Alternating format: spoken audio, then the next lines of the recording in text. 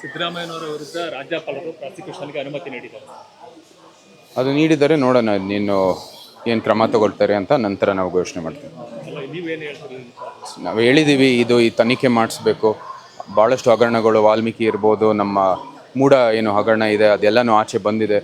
ಏನು ನಿವೇಶನಗಳನ್ನು ವರ್ಗಾವಣೆ ಮಾಡಿ ಏನೇನೋ ಮಾಡಿದ್ದಾರೆ, ಇದೆಲ್ಲನೂ ಆಚೆಗೆ ಬಂದಿರೋ ಕಾರಣಕ್ಕಾಗಿ ಅವರು ತನಿಖೆ ಫ್ರೀಯಾಗಿ ಓಪನಾಗಿ ನಡೆಸಬೇಕಾಗಿರೋದು, CBIಗೆ ಒಪ್ಪಿಸ್ಬೇಕು ಅಂತ ಹೇಳಿದ್ದಾರೆ. ಅದೆಲ್ಲ ಕೆಲಸ ಮಾಡಿಲ್ಲ. ಸೊ ನಾವು ಕೂಡ ಕಾನೂನಾತ್ಮಕವಾಗಿ ಏನು ಮಾಡಬೇಕು ಮಾಡ್ತೀವಿ. ಇಷ್ಟಿದ್ರೂ ಕೂಡ ಒಂದು ಕಾಂಗ್ರೆಸ್ ನಾಯಕರು BJP ವಿರುದ್ಧನೇ ಒಂದು ವಾಗ್ದಾಳಿಯನ್ನು ಮಾಡ್ಕೊಂಡು ಬಂದಿದ್ರು. ಈಗಲೂ ಕೂಡ ಅದೇ ವಾಗ್ದಾಳಿನ ಮಾಡ್ತಾರೆ. ಇದು ನಮ್ದೇನು ಪಾತ್ರ ಇಲ್ಲ ನೋಡಿ. ಇದು ಗವರ್ನರ್ ಆಗಿ ಅದು ಕೂಡ ಕಾನ್ಸ್ಟಿಟ್ಯೂಷನಲ್ ಪೋಸ್ಟ್. ಅವರು ರಾಜ್ಯದ ಒಂದು ಹಿತರಕ್ಷಣೆಗೋಸ್ಕರ ಅವರು ಕೂಡ ಕೆಲಸವನ್ನು ಮಾಡಬೇಕಾಗಿದ್ರು. ಅವ್ರು ಏನು ಮಾಡ್ತಾರೆ.